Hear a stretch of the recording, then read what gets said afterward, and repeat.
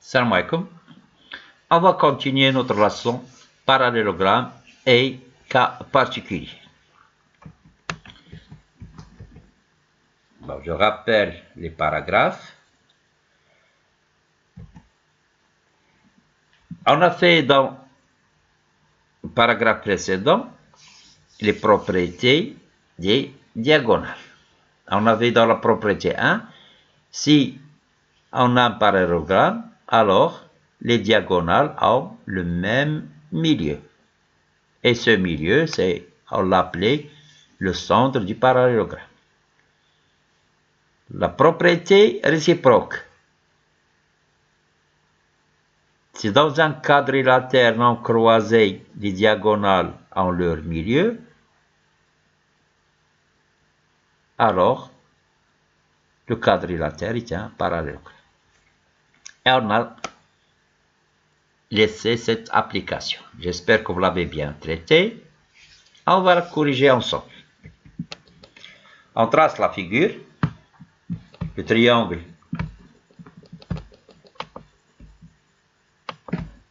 ABC. Qu'est-ce qu'on a? On a E, le symétrique de B par rapport à A. E, le symétrique de B par rapport à A. Donc A est le milieu de la diagonale BE. Bien.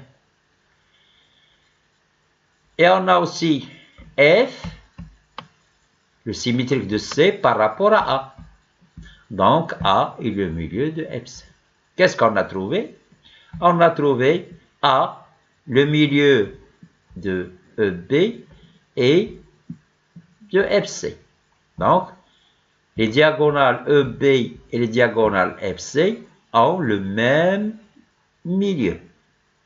Donc, d'après la propriété, c'est dans un quadrilatère, les diagonales se coupent en leur milieu, alors c'est un parallélogramme. Donc ici, BCEF est un parallélogramme centre A. D'après la propriété, relisez-la.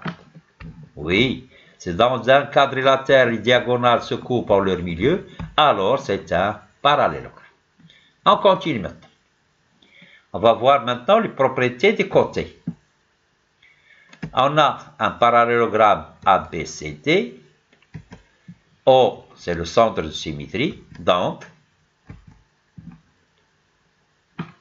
AB, la longueur AB est égale à la longueur DC.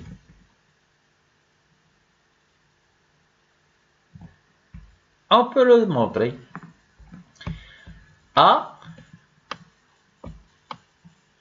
sont symétriques, c'est le point C. Parce que O est le milieu. On a dit un parallélogramme. Donc O, c'est le milieu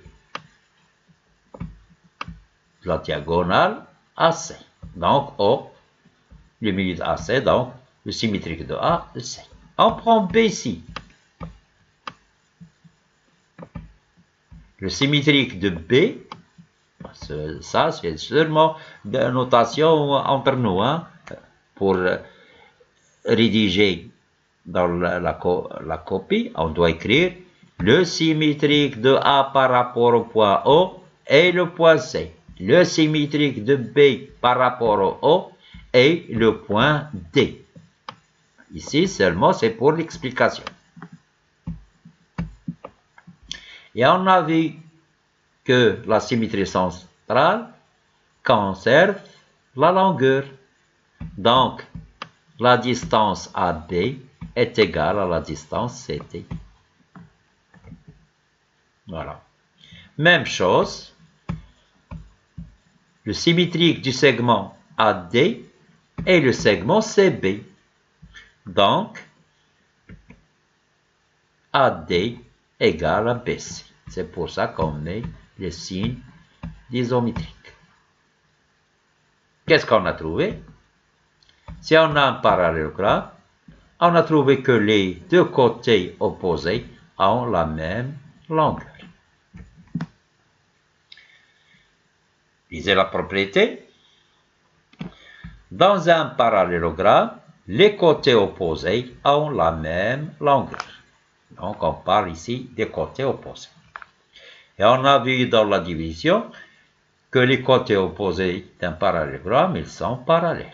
Donc, on ajoute maintenant qu'ils ont aussi la même longueur.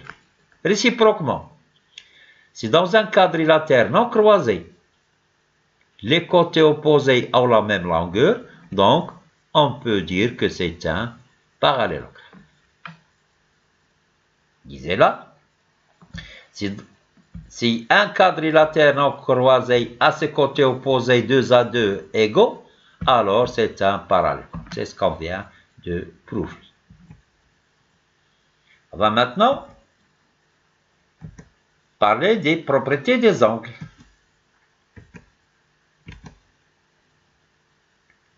Qu'est-ce que vous pouvez dire de l'angle ABC, cet angle-là,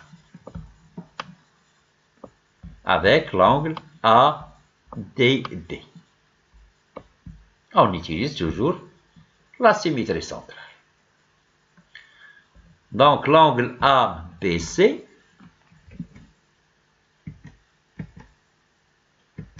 on va l'écrire. L'angle ABC est égal à l'angle CDA. C'est-à-dire la mesure de l'angle ABC est égale à la mesure de l'angle ADC ou bien CDA. Pourquoi? On fait la symétrie. Donc, je prends l'angle ABC. C'est quoi le symétrique de A? Le symétrique de A, c'est C. Voilà. C'est quoi le symétrique de B? Le symétrique de B, c'est D. Voilà. Et le symétrique du point C, c'est A. Et comme la symétrie centrale conserve la mesure, donc l'angle, la mesure de l'angle ABC est égale à la mesure de l'angle CD. Même chose pour l'angle DAB, celui-là, avec celui-là. L'angle DAB, sa mesure est égale à la mesure de l'angle BCD. Même démonstration en utilisant la symétrie centrale. Qu'est-ce qu'on va dire comme propriété? Dans un parallélogramme, les angles opposés ont la même mesure. Voilà la première propriété. Réciproquement, si un quadrilatère non croisé a ses angles opposés 2 à 2 de même mesure, alors c'est un parallélogramme. Donc, c'est la réciproque de la propriété. On va relire. Si un quadrilatère non croisé, ABCD, je trouve que cet angle a la même mesure que cet angle, les deux angles opposés, puis les deux angles opposés à la même mesure, donc ce quadrilatère sera un parallélogramme.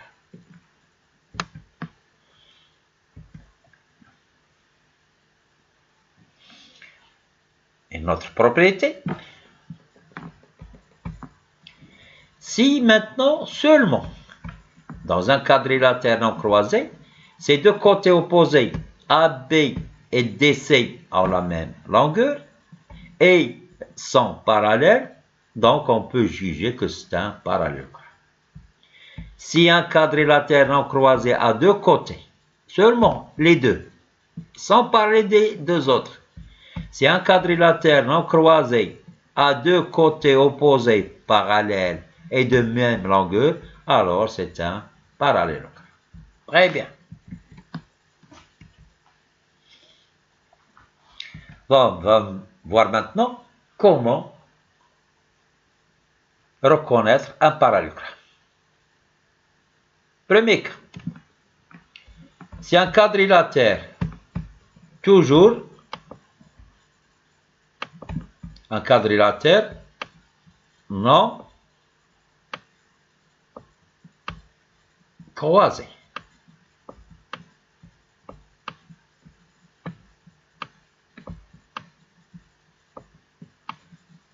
Ici.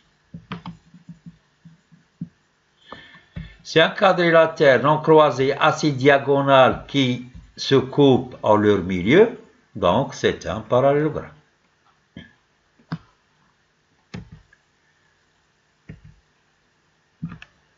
Deuxième cas. Si un quadrilatère a ses côtés opposés égaux, c'est-à-dire ces deux côtés opposés ont la même longueur, les deux autres côtés ont la même longueur, donc c'est un parallélogramme.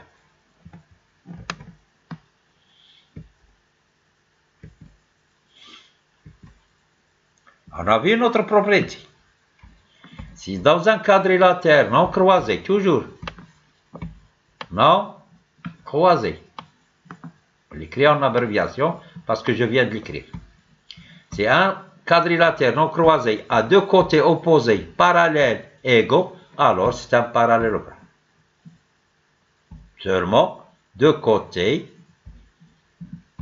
opposés, parallèles et en même longueur, donc ce quadrilatère est un parallélogramme. On continue.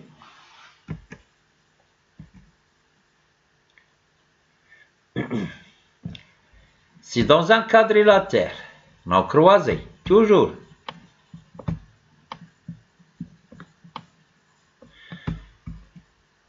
si dans un quadrilatère non croisé, ces angles opposés, les deux premiers angles opposés et les deux autres angles opposés ont la même mesure, donc c'est un parallélogramme. Très bien. Et à bientôt, Inch'Allah.